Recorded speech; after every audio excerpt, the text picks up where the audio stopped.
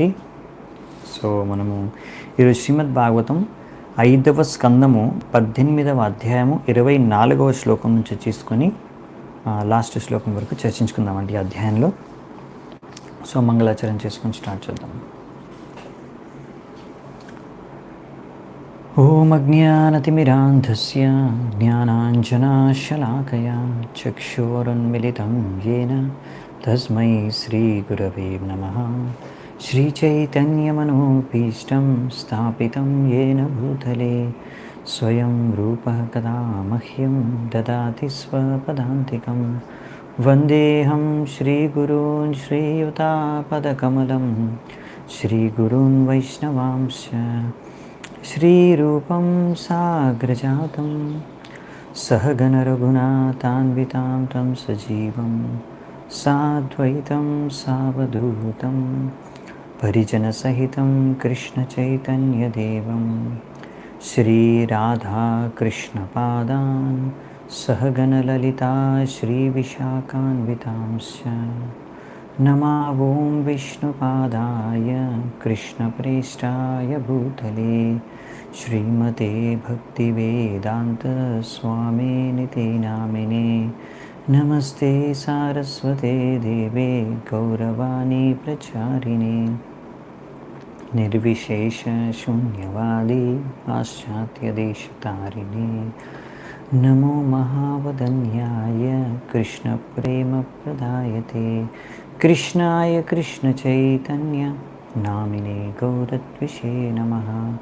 హే కృష్ణ కరుణా సింధో దీనబంధు జగత్పతే గోపేశ గోపికా కాంత రాధాకాంత నమోస్తుతే. తప్త కాంచన గౌరాంగీ రాధే వృందావనేశ్వరి వృషభానుసుతే దేవి ప్రణమామి హరిప్రియే. నీలాచల నివాసాయ నిత్యాయ పరమాత్మనే బలభద్ర సుభద్రాభ్యాం జగన్నాథాయ తే నమః. వాంఛాకల్పతరుభ్యశ్చ కృపా సింధుభ్య ఏవ చ పతితానాం పావనేభ్యో వైష్ణవేభ్యో నమో నమః. జయ శ్రీ కృష్ణ చైతన్య ప్రభు నిత్యానంద శ్రీ అద్వైత గదాధర శ్రీవాసాది గౌరభక్తవృంద.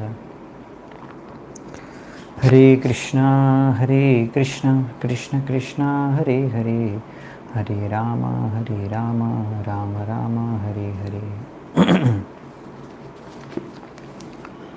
సో 24వ శ్లోకం, ఇది కూడా ప్రోస్ ఫార్మాట్లోనే ఉంది.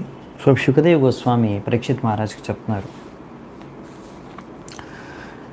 రమ్యక వర్షలో ఎక్కడైతే వైవస్వత మను పరిపాలిస్తున్నారో అక్కడ భగవంతుడు మత్స్యావతారంలో అవతరించారు. ఎప్పుడు అంటే చక్షుష మన్వంతరి చివర్లో. సో వైవస్వత మను ఇప్పుడు అక్కడ మత్స్యావతారంలో ఉన్న భగవంతుణ్ణి వివిధ ప్రార్థనలు మంత్రాల ద్వారా ఆయన ఆరాధిస్తున్నాడు. సో ఏ మంత్రం అనేది నెక్స్ట్ ఇచ్చారు శ్లోకంలో.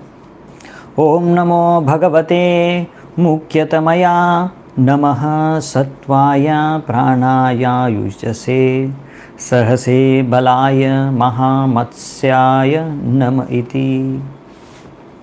సో నేను భగవంతుడికి ఎవరైతే శుద్ధ సత్తులో ఉన్నారో ఆయనకి నా ప్రణామాలు అర్పించుకుంటున్నాను. ఆయనే మన యొక్క జీవితంకి, లేకపోతే మన శక్తికి, మన మానసిక శక్తికి, మన ఇంద్రియాల శక్తికి అన్నిటికీ కూడా ఆయనే మూల కారణం. ఇంకా ఆయన్ని మత్స్యావతారం, ఇలా పెద్ద చాప రూపంలో మత్స్యావతారంలో అవతరించారు మన కోసం. ఇలా ఆయన అవతారాల్లో మొదటి అవతారం ఇది. సో ఈ అవతారానికి నేను మళ్ళీ ప్రణామాలు అర్పించుకుంటాను అని ఇక్కడ వైవస్వత మను ఈ మంత్రంతో ఆయన ఆరాధిస్తున్నాడు మత్స్యావతారంలో ఉన్న భగవంతుని. ఎక్కడ అంటే రమ్యక వర్షలో. జయదేవ్ గోస్వామి మనకు దశావతార స్తోత్రంలో పాడతారు కదా. ప్రళయ ప్రయోది జలే ధృతవానసి వేదం విహిత వహిత్ర చరిత్రమఖేదం కేశవద్రీతా మీన శరీర జయ జగదీశ హరే. తో కేశవ అంటే ఎవరు? కృష్ణుడు. సో కృష్ణుడు ఇలా ఒక మీన శరీర అంటే చేప యొక్క శరీరాన్ని తీసుకొని అవతరించారు. ఎందుకు అంటే వేదాల్ని రక్షించడానికి. సో ఈ విధంగా ఇక్కడ ఈ విషయాన్ని చెప్పారు. సో ఇక్కడ భగవంతుడు ఇలా చేప శరీరము, లేకపోతే కూరుమ శరీరం, అదే టార్టైస్ తాబేల్ శరీరం, లేకపోతే వరహ అంటే శూకర శరీరాన్ని, లేకపోతే హయగ్రీవ అవతారంలో ఒక గుర్రం శరీరాన్ని, ఏ శరీరాన్ని దాన్ని ఇచ్చిన అన్ని శరీరాలు కూడా భగవంతుడివి చిన్మయ స్తరంలోనే ఉంటాయి. ఆధ్యాత్మికం అంటే అన్ని శుద్ధ సత్వలోనే ఉంటాయి అన్నమాట. అవన్నీ కూడా భౌతిక శరీరాలు కాదు. ఇంకా అవన్నీ కూడా దివ్య సౌందర్యంతో ఉంటాయి అన్నమాట అవన్నీ కూడా. సో నెక్స్ట్ ఇంకా శ్లోకాల్లో ఏం ప్రార్థనలు ఉన్నాయో చూద్దామంట. ఇప్పుడు ఇది మత్స్యావతారానికి ప్రార్థనలు. అంతర్బహిశ్చాఖిల లోకపాలకైర్ అదృష్టరూపో విచరస్యురుస్వనః స ఈశ్వరస్త్వం య ఇదం వశేనయన్ నామ్నా యథాధారుమయీం నరస్త్రియం. ఇక్కడ ఏం చెప్తున్నారంటే, ఓ భగవంతుడా, ఎలాగైతే పుప్పెటియర్ అంటే తోలుబొమ్మల్ని ఆడించేవాడు ఉంటాడు కదా, ఆ తోలుబొమ్మల్ని ఆడించేవాడు ఎలా తోలుబొమ్మల్ని ఎలా కంట్రోల్ చేస్తాడో చేత్తో. సో అదే విధంగా ఒక భర్త భార్యను కంట్రోల్ చేస్తారు. యువర్ లార్డ్షిప్, మీరు మొత్తం పృథ్వీలో మొత్తం సృష్టిలో ఉన్న అన్ని జీవరాశుల్ని కూడా కంట్రోల్ చేస్తారు. ఒక బ్రాహ్మణులు, క్షత్రియులు, వైశ్యులు, శూద్రులు అందరినీ. సో మీరు ప్రతి ఒక్కరి హృదయంలో పరమాత్మ రూపంలో ఉండి అన్నీ చూస్తున్నారు, అన్నిటికీ సాక్షి. అలాగే బయట కూడా మీరు ఉన్నారు, మీరు లోపల కూడా ఉన్నారు, బయట కూడా ఉన్నారు. సో ఆ విధంగా ఇక్కడ ఉన్న ఈ సమాజంలో ఉన్న చాలామంది పెద్ద పెద్ద సమాజంలో ఉన్న నాయకులు కానీ, రాజకీయ నాయకులు కానీ, రాష్ట్ర నాయకులు కానీ, వీళ్ళు మిమ్మల్ని సంపూర్ణంగా అర్థం చేసుకోలేరు. ఎవరైతే సరిగ్గా వేదమంత్రాల్ని వింటారో, వేదశాస్త్రాలను వింటారో వాళ్ళు మాత్రమే మిమ్మల్ని అర్థం చేసుకోగలరు అని ఇక్కడ చెప్తున్నారు. సో ఇక్కడ ఒక తోలుబొమ్మలు ఆడించేవాడు తోలుబొమ్మలు ఎలా కంట్రోల్ చేస్తాడు, అలాగే భర్త భార్యను కంట్రోల్ చేస్తారని ఇచ్చారు కదా. అసలు ప్రభుపాదులు గారు రాస్తున్నారు, భర్త భార్యనే కాదు, ఇక్కడ ఎవరు భార్య మనం ముందు కూడా చర్చించుకున్నాం కదా, ఎవరు ఫీమేల్, అందరూ ప్రకృతి, అన్ని జీవరాశులు ప్రకృతిరే. అందుకనే ఇలా ఒక స్త్రీ గురించి మాట్లాడుకోవడం ఎందుకు ప్రభుపాదులు గారు రాస్తున్నారు, ఆల్ లివింగ్ ఎంటిటీస్ ఆర్ ప్రకృతి. అందుకనే కృష్ణుడు పైనే వాళ్ళందరూ కూడా ఆధారపడి ఉన్నారు. ఇంకా అలా కృష్ణుడు అందరినీ ఆయన నియంత్రిస్తున్నాడు. అందరూ కూడా కృష్ణుడి నియంత్రణలో ఉన్నారు. ఎవ్వరు కూడా స్వతంత్రులు కాదు, అందరూ కూడా కృష్ణుడి మీద ఆధారపడి బతుకుతున్నారు. అందుకే ముందు చెప్పారు కదా శ్లోకంలో స్టార్టింగ్లోనే, ఆయనే మనకు అన్నీ ప్రసాదించేది. సో మనం అన్నిటికీ భగవంతుడి మీద ఆధారపడే ఉన్నాం. సో ఈ విషయాన్ని అర్థం చేసుకోవాలి. మనం ఎప్పుడైతే అర్థం చేసుకుంటామో, ఆత్మసాక్షాత్కారం అంటే ఏంటంటే అసలు నా పరిస్థితి ఏంటి, నేను ఈశ్వరుణ్ణి కాదు, నేను ఇంక కంట్రోలర్ని కాదు, నేను అన్నిటికీ భగవంతుడిపైన ఆధారపడి ఉన్నాను, ఆయన నన్ను నియంత్రిస్తున్నాడు. సో నా పొజిషను ఈశ్వరుడి పొజిషన్ కాదు, నేను దాసుణ్ణి, భగవంతుడికి దాసుణ్ణి అని అర్థం చేసుకోవడమే ఆత్మసాక్షాత్కారం. ఆ విధంగా ఎప్పటివరకైతే ఒక వ్యక్తి అర్థం చేసుకొని భగవంతుడికి శరణాగతం కాడో, అప్పటి వరకు భౌతిక బహిరంగ శక్తి, ఈ యొక్క ప్రకృతి బహిరంగ శక్తి మన్ని అనేక రకాలుగా కంట్రోల్ చేస్తుంది అన్నమాట. సో ఈ విధంగా ఎవ్వరు కూడా కంట్రోల్ నుంచి తప్పుకోలేరు. కొంతమంది అనొచ్చు, నేను ఎందుకు భగవంతుడిని శరణాగత అవ్వాలి, సరెండర్ అవ్వాలి, నేను భగవంతుడి నియంత్రణలో ఉండదలుచుకోలేదు, భగవంతుడికి శరణాగతం అవ్వదలుచుకోలేదు అంటే మీరు మరి ఈ యొక్క ప్రకృతి 3 గుణాల యొక్క ఆధీనంలో జీవించాల్సిందే. సో ఒక జీవాత్మ తటస్థ శక్తి ఎక్కడో అక్కడ సెలెక్ట్ చేసుకోవాలంట. తటస్థ శక్తి అంటే ఇప్పుడు మనకు నది ఒడ్డున, నది యొక్క తటం ఉంటుంది కదా, ఒడ్డు ఉంటుంది కదా, అక్కడ ఏంటంటే మనము నించుంటాం, కానీ తటస్థ అంటే అక్కడ ఎక్కడో అక్కడ మనం నించాల్సింది ఎప్పుడైనా సరే. నీళ్ళల్లో ఉంటాం, లేకపోతే భూమి మీద ఉంటాం, అలా రెండు కాకుండా అయితే ఉండలేం కదా. సో తటస్థ అంటే అలా అనమాట, మనం ఎక్కడో అక్కడ ఉండాలి అంతే. రెండిట్లో ఒకటి చూస్ చేసుకోవాలి మనం, ఇంకా వేరే చాయిస్ లేదు. భగవంతుడి నియంత్రణలో ఉంటారా, అంతరంగ శక్తి అన్నీ భగవంతుడి నియంత్రణలో ఉన్నాయి. ఈ 3 గుణాలు కూడా భగవంతుడి నియంత్రణలో ఉన్నాయి. సో మీరు అలా భగవంతుడి యొక్క నియమాలను అనుసారంగా జీవించి భగవంతుడి యొక్క ఆధీనంలో ఉంటారా అంటే అది అంతరంగ శక్తి యొక్క ఆధీనం. లేకంటే మీరు మరి 3 ప్రకృతి యొక్క 3 గుణాల ద్వారా నియంత్రించబడతారు. అది కూడా భగవంతుడి శక్తే. మాయాదేవి కూడా ఎలాగైతే గవర్నమెంటు ఎవరైతే నియమాలు పాటిస్తారో వాళ్ళు స్వేచ్ఛగా రాష్ట్రంలో జీవించవచ్చు, బయట తిరగవచ్చు. కానీ వాళ్ళకు నియమాలన్నీ పాటించాలి. అంటే వాళ్ళు గవర్నమెంట్కి సరెండర్ అయి ఉన్నారు. ఓకే, గవర్నమెంట్ ఏది చెప్తే అది నేను పాటిస్తాను. వాళ్ళు పట్టించుకునే లెక్క చేయని వాళ్ళని జైల్లో వేసేస్తారు, ఉల్లంఘించిన వాళ్ళని, నియమాలు ఉల్లంఘించి లా బ్రేక్ చేసిన వాళ్ళని. సో జైల్లో వేసేస్తే జైల్లో ఉంటారు పోలీసుల ఆధీనంలో. అక్కడ వాళ్ళు దండన వాళ్ళకి దొరుకుతుంది. కానీ జైలు కూడా గవర్నమెంట్ అండర్లోనే ఉంది అలా. సో బేసికల్లీ ఏంటంటే ఎవరు కూడా యాక్చువల్లీ ఫ్రీ కాదనమాట, అందరూ నియంత్రించబడతారు ఇక్కడ.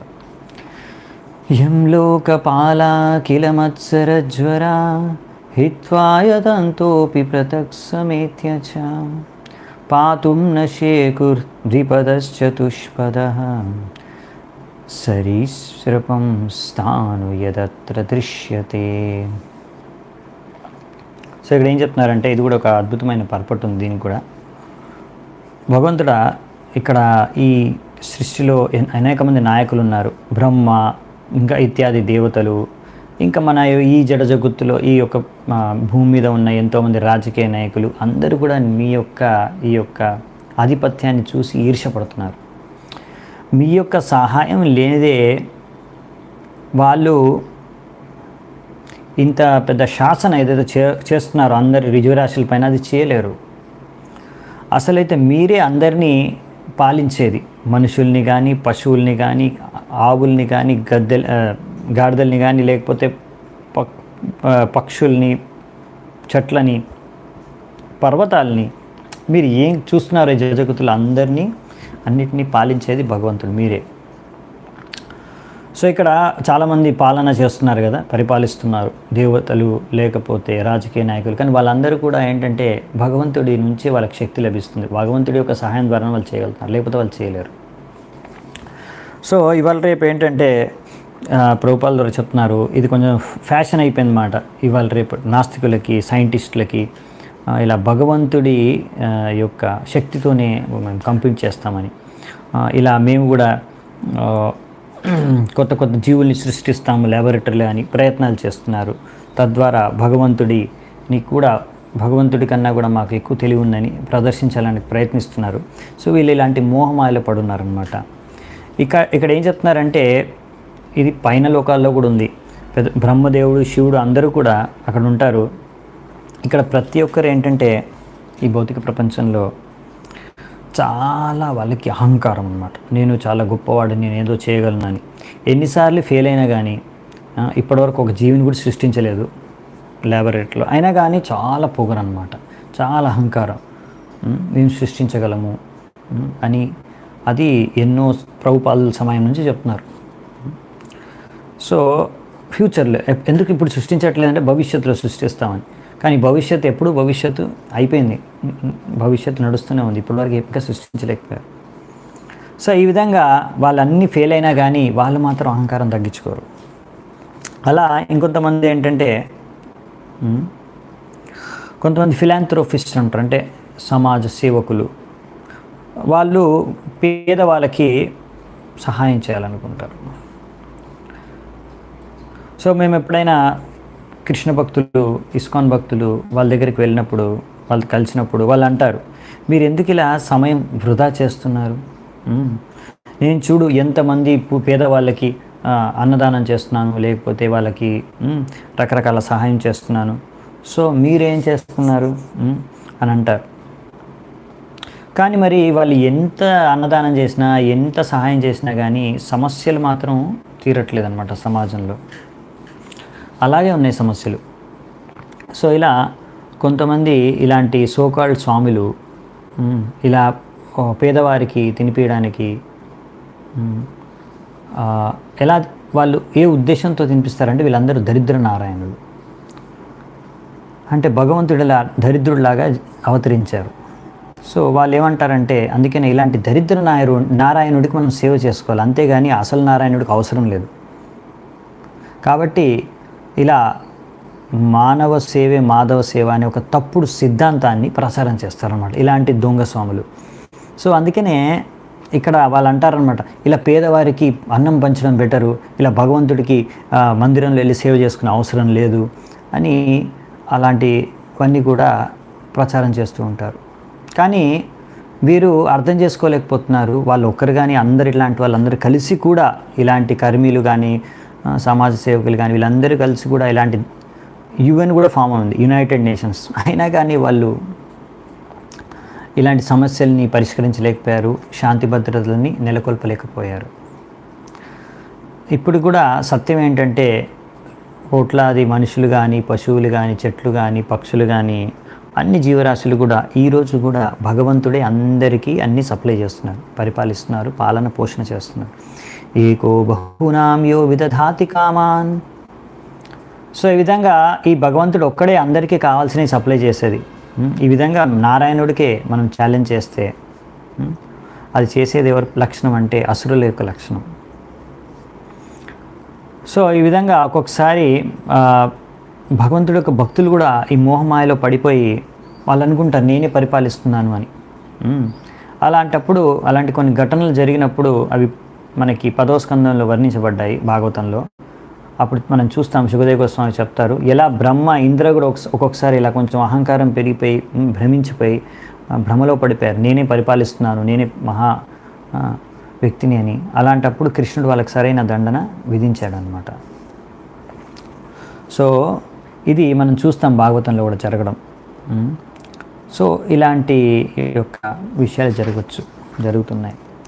భవాన్ యుగాంతరాణవ ఊర్మిమాలిని శోణిమిమామోషది వీరుధాం నిధిం మాయా సహోరు క్రమతే చ ఓజసా తస్మై జగత్ప్రాణగణాత్మనే నమ ఇతి. సో ఇంకేం చెప్తున్నారంటే ఇక్కడ,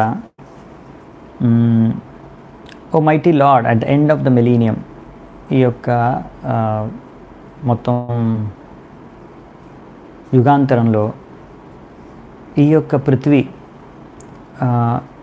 ఎందులో అయితే అన్ని రకరకాల ఔషధాలు చెట్లు వృక్షాలు ఉన్నాయో ఇవన్నీ కూడా ప్రళయంలో సముద్రంలో నీళ్ళల్లో మునిగిపోతాయి.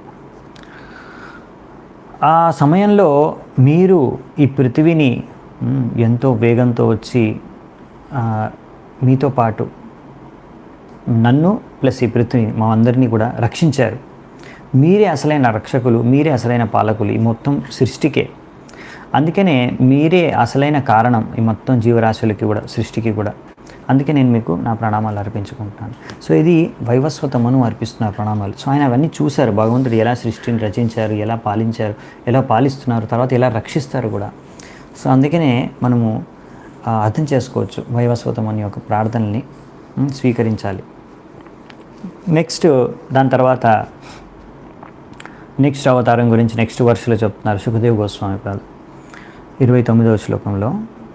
హిరణ్మయ వర్షంలో విష్ణువు అక్కడ కూర్మ అవతారంలో ఉంటారు. ఈ అవతారం చాలా ప్రియమైన అవతారం, చాలా దివ్య సౌందర్యంతో ఉంటుంది. అక్కడున్న భక్తులు ముఖ్యంగా ఆర్యమ మిగతా వాళ్ళందరూ కూడా అక్కడ హిరణ్మయ వర్షలో ఈ యొక్క కూర్మ అవతారాన్ని పూజిస్తారు, ఈ యొక్క మంత్రాల ద్వారా ఆరాధిస్తారు. చూద్దామంటవి. సో ఈ విధంగా ఇవన్నీ కూడా చాలా దివ్య సౌందర్యంతో ఉన్నాయని చెప్పారు. ఎందుకంటే ఇవన్నీ కూడా ఒక పశువు శరీరంలో భగవంతుడు అవతరించినా కానీ ఆయన శరీరం దివ్యమైంది కనుక దివ్య సౌందర్యం ఉంటుంది. అది నాస్తికులు అర్థం చేసుకోలేరు. అదే కూర్మ అంటే టార్టైస్, తాబేలు ఎలా అందంగా ఉంటుంది, లేకపోతే శూకర పంది ఎలా అందంగా ఉండగలుగుతుంది. సో అలా అది అర్థం చేసుకోలేరు అనమాట నాస్తికులు. సో అందుకనే భగవంతుడిని అర్థం చేసుకోవడానికి భక్తి కావాలి, భగవంతుడిని ప్రేమించడానికి భక్తి కావాలి. సో అలాంటి భగవంతుడి పట్ల ప్రేమ భక్తి ఉన్నవారు భగవంతుడి యొక్క సౌందర్యాన్ని అర్థం చేసుకోగలరు, దర్శించుకోగలరు. సో ఇలా భగవంతుడు గారు వివిధ అవతారాల్లో వస్తారు. ఎందుకంటే వివిధ భక్తులు భగవంతుడిని వివిధ అవతారాల్లో వాళ్ళు పూజిస్తారు, అలా దర్శించుకోవాలనుకుంటారు. సో భక్తుల యొక్క ఇచ్ఛానుసారంగా భగవంతుడు రకరకాల అవతారాలు, శుద్ధ భక్తుల యొక్క ఇచ్ఛానుసారంగా భగవంతుడు రకరకాల అవతారాలని కూడా దాల్చుతాడు.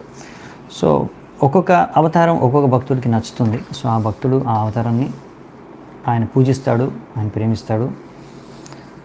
సో ఆయన అర్థం చేసుకోగలడు ఆ భగవంతుడి యొక్క దివ్య సౌందర్యాన్ని. సో ఏ మంత్రంతో పూజిస్తారు ఇక్కడ ఆర్యమ అంటే, ఓం నమో భగవతే ఆకూపరాయ సర్వసత్వ గుణ విశేషణాయాను పలక్షితస్థానాయ నమో వర్ష్మణే నమో భూమ్నే నమో నమో వస్తానాయ నమస్తే. సో ఆయన ఇక్కడ ప్రణామాలు అర్పించుకుంటున్నాడు కూర్మ అవతారానికి ఆర్యమ.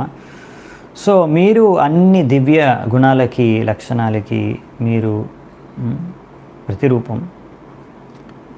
మీలో ఏమాత్రం భౌతిక కలుషితం లేదు. మీరు శుద్ధ సత్వలో స్థాపితమై ఉంటారు.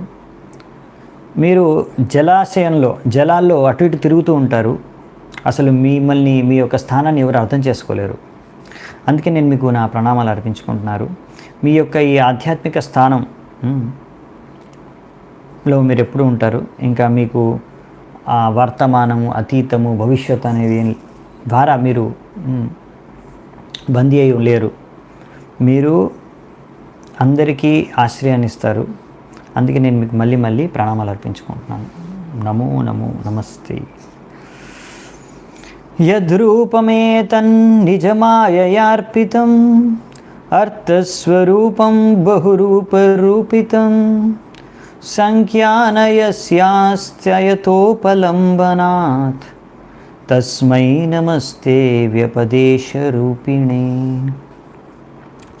ఓ భగవంతుడా, ఈ యొక్క మొత్తం మీ విశ్వాన్ని, ఇదంతా కూడా విశ్వం అంతా కూడా మీ యొక్క సృజనాత్మక శక్తి యొక్క ఫలితమే.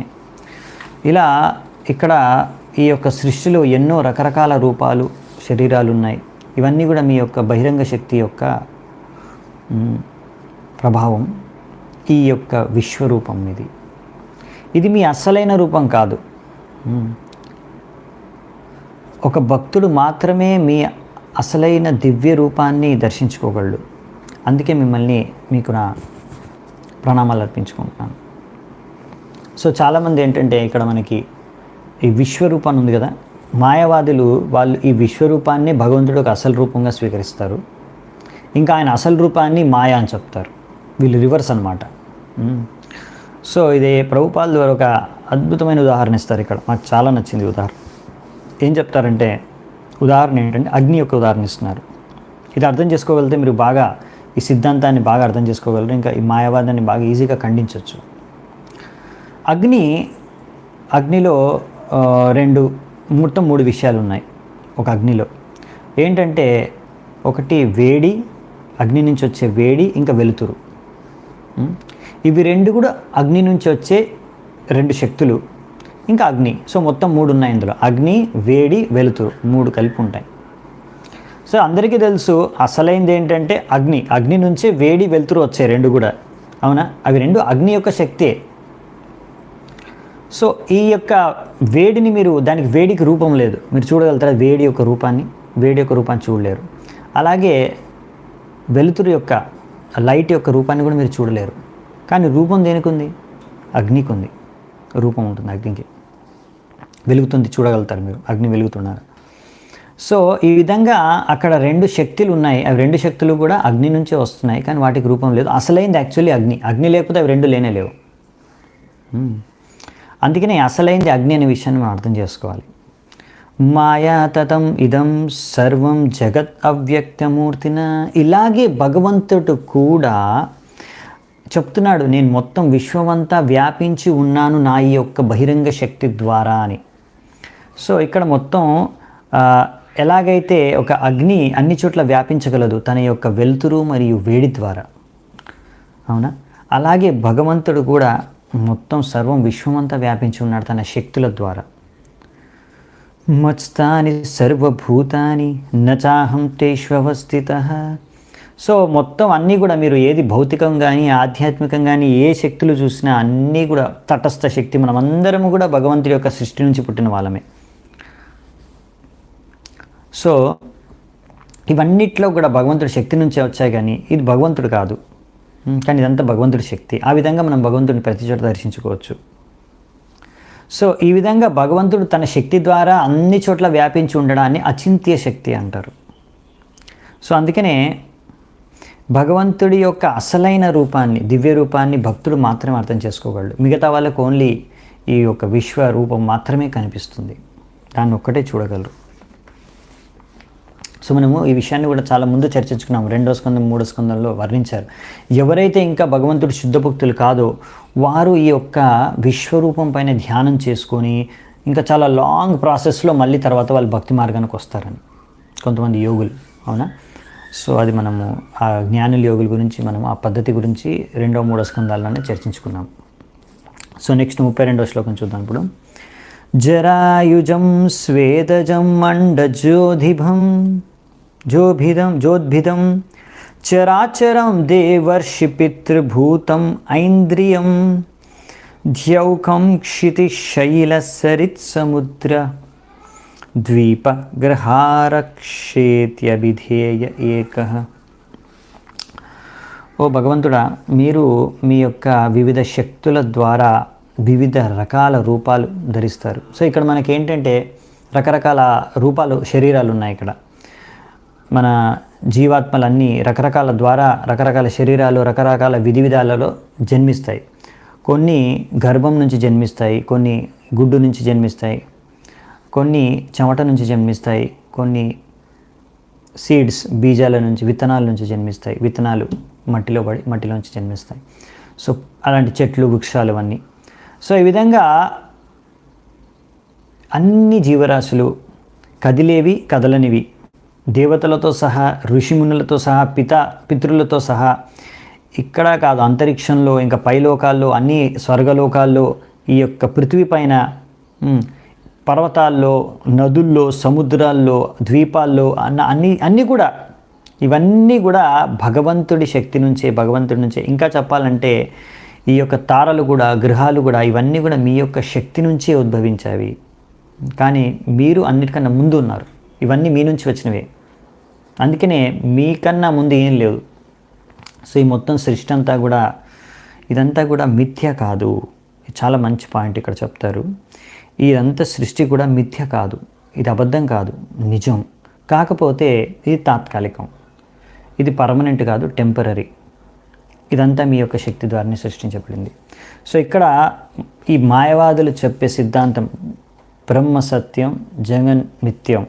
అలా అంటారు. బ్రహ్మ ఒక్కటే, బ్రహ్మజ్యోతి ఒక్కటే సత్యం, ఈ జగత్తంతా కూడా మిథ్య, అసలు లేనే లేదు జగత్తు, మనం అలా భ్రమలో ఊహించుకుంటాం అనుకుంటారు. సో ఇది మాయవాదుల సిద్ధాంతం. కానీ ఇది అసలైంది కాదు, ఇది అబద్ధం కాదు. భగవంతుడి నుంచి వచ్చేది ఏది కూడా మిథ్య కాదు. భగవంతుడు మిథ్య కాదు, భగవంతుడి నుంచి వచ్చేది ఏది కూడా మిథ్య కాదు, ఏది కూడా అబద్ధం కాదు. అన్నీ నిజమే, అన్నీ సత్యమే. కానీ ఇది శరీరం కానీ, భౌతిక సృష్టి కానీ కొంత సమయం తర్వాత, ఎంతో అంత సమయం తర్వాత ఒకసారి నశించిపోవాల్సిందే, నష్టపోవాల్సిందే. అదంతా కూడా మళ్ళీ తర్వాత మళ్ళీ సృష్టి జరుగుతుంది. సో ఇలా కొంతకాలం ఉంటుంది, తర్వాత నశించిపోతుంది. సో ఇది టెంపరరీ, అంతేగాని ఇది అబద్ధం, అసలు లేనే లేదు, ఇదంతా భ్రమ, ఇదంతా మాయ అని అనుకోవడం మాయావాదుల యొక్క సిద్ధాంతం అన్నమాట. సో అందుకనే ఇప్పుడు ఒక మంచి ఉదాహరణ ఇస్తాను. ప్రభుపాల్ అన్నారు, ఎవరైనా ఇప్పుడు కోపం వచ్చిందనుకోండి, ఆ కోపం అనేది పర్మనెంట్ కాదు, కాసేపు ఉంటుంది, తర్వాత కోపం తగ్గిపోతుంది. అలాగని కోపం అబద్ధం కూడా చెప్పలేరు మీరు. కోపమే లేదని చెప్పలేరు. కోపం ఉంది కానీ కాసేపు ఉంది, అంతే, టెంపరరీ అన్నమాట. అలా ఈ సృష్టి కూడా అబద్ధం కాదు, కానీ ఉంది, నిజమే, కానీ టెంపరరీ. చాలా సింపుల్ ఎగ్జాంపుల్తో ప్రభుపాల్ గారు దీన్ని ఎక్స్ప్లెయిన్ చేస్తున్నారు. యస్మిన్ అసంఖ్యేయ విశేషనామ రూపాకృతౌ కవిభిః కల్పితేయం సంఖ్యాయయా తత్వదృశాపణీయతే తస్మై నమః సాంఖ్య నిదర్శనాయ తే ఇతి. ఓ భగవంతుడా, మీ యొక్క పేరు, రూపము, శరీరం యొక్క రకరకాల లక్షణాలు ఇవన్నీ అనంత రూపాల్లో విస్తృతమై ఉన్నాయి. మీరు ఎన్ని రూపాల్లో అవతరించి ఉన్నారని ఎవరు కూడా లెక్కపట్టలేరు. కానీ మీరు మీ యొక్క కపిలదేవ్ యొక్క అవతారంలో మీరు ఈ యొక్క మొత్తం విశ్వాన్ని కూడా ఇందులో 24 పదార్థాలతో ఉన్న ఈ విశ్వాన్ని విశ్లేషణ చేశారు. సో అందుకని ఎవరికైనా సంఖ్య యోగా అనే విషయం పైన ఆసక్తి ఉంటే, తద్వారా వాళ్ళు సత్యాన్ని అర్థం చేసుకోవాలనుకుంటే మీ దగ్గర నుంచి వినొచ్చు.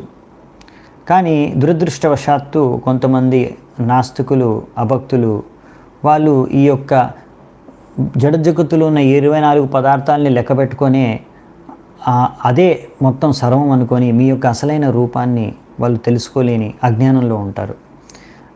అలాంటి మీకు నా యొక్క ప్రణామాలు అర్పించుకుంటున్నానని చెప్తున్నారు. సో ఇలా వివిధ రకాలుగా వివిధ ప్రార్థనలతో ప్రణామాలు అర్పించుకున్నారు భగవంతుడి యొక్క అవతారానికి. నెక్స్ట్ ఇంకొక అవతారం గురించి చూద్దామంట మనము. ఇప్పుడు శుకదేవ్ గోస్వామి చెప్తున్నారు, ఓ రాజా, ఇప్పుడు భగవంతుడి యొక్క వరహ అవతారం, ఏ అవతారంలో భగవంతుడు అన్ని యజ్ఞంలో మీరు అర్పించినవన్నీ కూడా ఆయన స్వీకరిస్తాడో, ఆయన జంబూ ద్వీపం యొక్క ఉత్తర భాగాన ఉంటారంట. అది ఉత్తర కురువర్ష. సో అక్కడ ఉత్తర కురువర్షలో భూదేవి ఇంకా మిగతా అందరి యొక్క అక్కడ వాసులతో నివసించే వాసులతో భగవంతుణ్ణి భక్తితో ఈ విధంగా ఉపనిషద్ మంత్రంతో ఆరాధించుకుంటుందంట. ఆ మంత్రం ఏంటంటే, ఓం నమో భగవతే మంత్రతత్వలింగాయ యజ్ఞకృతవే మహాధ్వరవాయవాయ మహాపురుషాయ నమః కర్మ శుక్లాయ త్రియుగాయ నమస్తే. సో ఇక్కడ ఏం చెప్తున్నారంటే, ఓ భగవంతుడా, మేము మీకు మా ప్రణామాల్ని అర్పిస్తున్నాము. మీరు ఎంతో పెద్ద అవతారం ధరించారు, వరాహ అవతారం.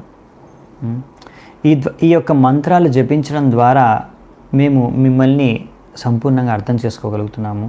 మీరే ఆ ఇంకా మీరే యజ్ఞం చేసే విధి విధానము. సో ఇవన్నీ కూడా మీ యొక్క ఈ యజ్ఞ పద్ధతి అంతా కూడా మీ యొక్క శరీరంలో భాగమే. మీరే యజ్ఞంలో అసలైన భోక్త. యజ్ఞంలో మేము అర్పించేవన్నీ భోగించేది మీరే, స్వీకరించేది మీరే. సో మీ యొక్క శరీరం అనేది మొత్తం శుద్ధ సత్వంతో నిర్మించబడి ఉంది. సో మీరు త్రియుగ, ఎందుకంటే కలియుగంలో మీరు ఒక చిన్న అవతారంలో ఆవిర్భవిస్తారు కనుక మిమ్మల్ని త్రియుగి అని అంటారు. ఇంకా మీరు షడైశ్వర్యాలతో సంపూర్ణులు. సో ఇక్కడ అది చెప్తున్నారనమాట. మనకి శ్రీ చైతన్య మహాప్రభు కలియుగంలో అవతరించే కృష్ణుడి యొక్క అవతారం, భగవంతుడి అవతారం. ఈ విషయాన్ని ఎన్నో పురాణాల్లో, మహాభారతంలో, భాగవతంలో, ఉపనిషత్తుల్లో కూడా చెప్పారు. చైతన్య చరితామృతంలో దీని గురించి ఇచ్చారు. కలియుగే లీలావతార నకరే భగవాన్ అతయేవ త్రియుగకరి కహితారణం. కలియుగే లీలావతార నకరే భగవాన్ అతయేవ త్రియుగకరి కహితారణం. సో కలియుగంలో భగవంతుడు ఇలా లీలావతారం రూపంలో రారు. అక్కడ లీలలు చేయడు, భగవంతుడిగా లీలలు చేయడు. అందుకే ఆయన్ని త్రియుగ అంటారనమాట. అంటే 3 యుగాల్లోనే వస్తారని. ఎందుకంటే వేరే అవతారాల్లాగా భగవంతుడి అవతారంగా రారు. ఇక్కడ శ్రీ చైతన్య మహాప్రభు ఈ యొక్క కలియుగంలో ఒక భక్తుడి రూపంలో వస్తారు. అందుకే ఈయన ఇలా భక్తుడి రూపంలో వచ్చాడు, భగవంతుడిగా రాలేదు. అందుకే ఆయన చిన్న అవతారం అంటారు. చిన్న అవతారం అంటే ఆ అవతారంలో మనము కనుక్కోలేము ఆయన భగవంతుడని. సో అలా చైతన్య మహాప్రభు భక్తుడిగానే వచ్చి భక్తుడిగానే వ్యవహరించారనమాట ఈ అవతారంలో. యస్య స్వరూపం కవయో విపశ్చితో గుణేషు ధారుష్వివజాత వేదసం మిత్నంతి మత్నా మనసాదిదృక్షవో గూఢం క్రియార్తేర్నమ ఈరితాత్మనే. ఈ విధంగా ఇక్కడ ఏం చెప్తున్నారంటే అగ్నిని పెంపొందించే కట్టెతో మహామహా ఋషులు సాధువులు వాళ్ళు అగ్నిని పుట్టించగలరు. ఏ అగ్ని అయితే ఈ యొక్క చెక్క లోపల దాగి ఉందో.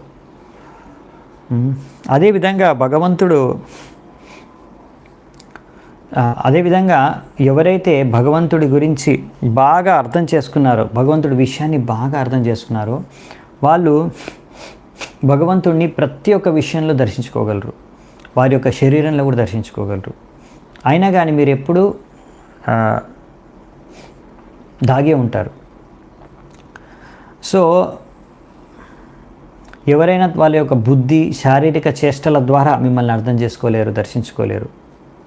ఎందుకంటే మీరు కావాల్సినప్పుడే మీరు దర్శనం ఇస్తారు. ఎప్పుడైతే మీరు చూస్తారో ఒక వ్యక్తి నిజంగా నిజాయితీగా నా గురించి తెలుసుకోవాలనే ఉద్దేశంతో నా గురించి వెతుకుతున్నాడు అని ఆయన యొక్క ఆ యొక్క నిజాయితీతో మీరు సంతృప్తి చెందినప్పుడు మీరు ఆయనకు దర్శనం ఇస్తారు. అందుకే మీకు నేను నా ప్రణామాలు అర్పించుకుంటున్నాను అని చెప్తున్నారు ఇక్కడ భూదేవి. ద్రవ్యక్రియా హేత్వయనేష కర్తృభిర్ మాయాగుణైర్వస్తు నిరీక్షితాత్మనే అన్వీక్షయాంగాతిశయాత్మబుద్ధిభిర్ నిరస్తమాయా కృతయే నమో నమః. సో మనము ఇంద్రియాలతో భోగించే రకరకాల ఇంద్రియ విషయ వస్తువులు ఉంటాయి. అంటే శబ్దము, రూపము, రుచి, స్పర్శ, వాసన, ఇంకా ఇవన్నీ, ఇంకా ఇంద్రియాల యొక్క కార్యాలు, ఇంకా ఇంద్రియాలని నియంత్రించే దేవతలు, మరియు ఈ శరీరం, మరియు ఈ యొక్క కాలం, ఇంకా అహంకారం, ఇవన్నీ కూడా మీ యొక్క సృష్టి, భౌతిక బహిరంగ శక్తి యొక్క సృష్టి. ఎవరి బుద్ధి అయితే మీ పైన ఈ అష్టాంగ యోగ ద్వారా స్థాపితమై ఉందో వాళ్ళు ఇవన్నీ కూడా మీ యొక్క బహిరంగ శక్తి యొక్క కార్యకలాపాలుగా వాళ్ళు చూడగలరు, గుర్తించగలరు. అలాగే మీ యొక్క దివ్య రూపాన్ని పరమాత్మ రూపంలో వాళ్ళు దర్శించుకోగలరు. మీరే పరమాత్మ రూపంలో అన్నిటి వెనకాల ఉన్నారనే విషయాన్ని అర్థం చేసుకోగలరు. అందుకే నేను మీకు మా ప్రణామాలు అర్పించుకుంటున్నానని చెప్తున్నారు. సో అన్నిటి వెనకాల భగవంతుడు ఉన్నాడు పరమాత్మ రూపంలో. సర్వస్య చాహం హృది సన్నివిష్టో మత్తః స్మృతిర్జ్ఞానమపోహనం చ. సో భగవంతుడే కదా అందరికీ అందరి హృదయంలో ఉండి వారికి సరైన జ్ఞానాన్ని, సరైన జ్ఞాపక శక్తిని సరైన సమయంలో అప్పుడప్పుడు ఏవైతే మర్చిపోవాల్సిందిగా, సో మతిమరుపుని అన్నిటినీ ఇచ్చేది భగవంతుడే. సో ఆ విధంగా ఎవరేమి చేయగలుగుతున్నా వాళ్ళకి అటువంటి జ్ఞానము, అటువంటి సమయంలో ఆ జ్ఞానం గుర్తుకు రావడం ఎలా జరిగిందంటే అంతా కూడా భగవంతుడి యొక్క కృప. అందుకే భగవంతుడే వెనకాల నుండి అన్ని అందరికీ అందజేస్తున్నాడు. తద్వారా ఎన్నో విషయాలు ఇక్కడ జరుగుతున్నాయి. ఈ సృష్టి, ఈ ప్రకృతి కూడా భగవంతుడి యొక్క మార్గదర్శనంలోని, ఆయన అధ్యక్షతలో నడుస్తుంది. మాయాధ్యక్షేణ ప్రకృతి శ్రూయతే సచరాచరం హేతునానేన కౌంతేయ జగత్ విపరివర్తతే. సో ఈ ప్రకృతి అనేది కూడా భగవంతుడి యొక్క మార్గదర్శనంలోనే నడుస్తుందని భగవద్గీతలో కృష్ణుడు చెప్తారు. కరోతి విశ్వస్థితి సంయోమోదయం యస్యేప్సితం నేప్సితమీక్షితిర్గుణైః మాయాయతాయో భ్రమతే తదాశ్రయం గ్రావ్ణో నమస్తే గుణకర్మ సాక్షిణి. ఓ భగవంతుడా, మీకు ఈ సృష్టి రచించాలని, దాన్ని పాలించాలని, దాన్ని సంహరించాలని, ఈ భౌతిక జగత్తుని మీకు ఏమాత్రం కోరిక లేదు. కానీ మీరు ఇవన్నీ కూడా ఎందుకు చేస్తున్నారంటే బద్ధజీవుల కోసం, మీ యొక్క సృజనాత్మక శక్తి ద్వారా చేస్తున్నారు. ఎలాగైతే ఒక ఇనుప ముక్క అయస్కాంతం యొక్క ప్రభావంలో ఎలా అది చెప్పినట్టు పనిచేస్తుందో, లేకపోతే దానికి అతుక్కుపోతుందో, అది చూపించిన దారిలో వెళ్తుందో, అలాగే ఇది మొత్తం ఈ యొక్క జడ జగత్ అంతా కూడా జడ వస్తువు. దీంట్లో ప్రాణం లేదు. అయినా కానీ మీ యొక్క కనుసైగ పైన ఇది మీరు ఎలా కదిపితే అలా కదులుతుంది. ఎలాగైతే ఒక అయస్కాంతము అది మీరు ఎలా మూవ్ చేస్తే దాని వెనకాలే ఇనుప ఏవైనా పార్టికల్స్ ఉంటే, ఇనుప ముక్కలు ఉంటే అవి కూడా అలాగే అదే ఫాలో అవుతాయి. దాన్ని ఫాలో అయ్యి అది ఎటు వెళ్తే అటు వెళ్తాయి. అలాగే భగవంతుడు ఇక్కడ ఆయన దృష్టితో కనుసైగతో ఇలా వెళ్ళాలంటే ప్రకృతి ఎలా పనిచేస్తుంది. భగవంతుడు ఏమీ చేయనవసరం లేదు. ఓన్లీ ప్రకృతి పైన ఆయన కంటి చూపు పడుతుంది అంతే. ప్రకృతి ఇంకా పని చేసుకుంటూ వెళ్ళిపోతుంది ఏమేం చేయాలో. సో భగవంతుడు యొక్క కంటి చూపు సరిపోతుంది అన్నమాట. సో అదే ఇక్కడ చెప్పారు. ఆ విధంగా భగవంతుడిని ప్రశంసిస్తున్నారు ఇక్కడ భూదేవి. ఇంకా లాస్ట్ శ్లోకం చూసుకుందామంట. ప్రమత్య దైత్యం ప్రతివారణం మృదే యో మాం రసాయ జగదాదిశూకరః కృత్వాగ్రదం శ్రే నిరగాదు ధన్వతః క్రీడన్ ఇవేవ ప్రణతాస్మితం విభుమితి. సో భగవంతుడా, మీరే అసలైన ఆది శూకర, మొదటి శూకరం ఈ యొక్క సృష్టిలో మీరే, ఈ బ్రహ్మాండంలో మీరు ఆ యొక్క హిరణ్యాక్షుడు అనే అసురుడితో పోట్లాడి ఆయన వధించారు. దాని తర్వాత మీరు నన్ను అంటే పృథ్వీని ఈ గర్భోదక సముద్రంలో మునిగిపోయినప్పుడు ఆ పృథ్వీని ఆ గర్భోదక సముద్రం నుంచి ఎత్తి మీ యొక్క టస్క్ పైన నన్ను ధరించారు. దంస్ట్రీ, దంస్ట్రీ అంటే టస్క్ అన్నమాట. సో ఈ విధంగా ఎలాగైతే ఒక ఏనుగు ఆట ఆడుకుంటూ జలాల్లోంచి ఒక కమలం పువ్వుని ఎత్తేస్తుందో అలా మీరు నన్ను ఆ గర్భోదక సముద్రం నుంచి పైకెత్తేశారు. అందుకే నేను మీ పాదాలపైన పడి నేను మీకు ప్రణామాలు అర్పించుకుంటానని భూదేవి వరాహస్వామికి ఈ విధంగా ప్రార్థనలు అర్పించుకుంటుంది. సో దీంతో ఈ జంబూ ద్వీప వాసులు రకరకాల వర్షాల్లో ఏ ప్రార్థనలు ఏ అవతారాలకి వాళ్ళు ఏ విధంగా చేసుకుంటారనే విషయాన్ని మనం ఈ అధ్యాయంలో చూసాము. ఇంకా నెక్స్ట్ 19వ అధ్యాయం వచ్చేసి జంబూ ద్వీపం యొక్క వర్ణన. సో ఇంకా ఏం వర్ణన ఉందో చూద్దామంట తర్వాత. ఇప్పుడు మాత్రం ఈరోజు ఇక్కడే సెలవు తీసుకుందామంట. నెక్స్ట్ క్లాస్లో ఆ విషయాలు చర్చించుకుందాం. నెక్స్ట్ అధ్యాయం. చాలా ధన్యవాదాలు మీ అందరూ ఎంతో ఓపిక విన్నందుకు. హరే కృష్ణ. శిల ప్రభుపాద్ की जय. ग्रंथराज श्रीमद् भागवतम की जय. समवेत गौर भक्त वृंद की जय. ताई गौर सीतनाथ प्रेमानंदे हरि हरि बोल.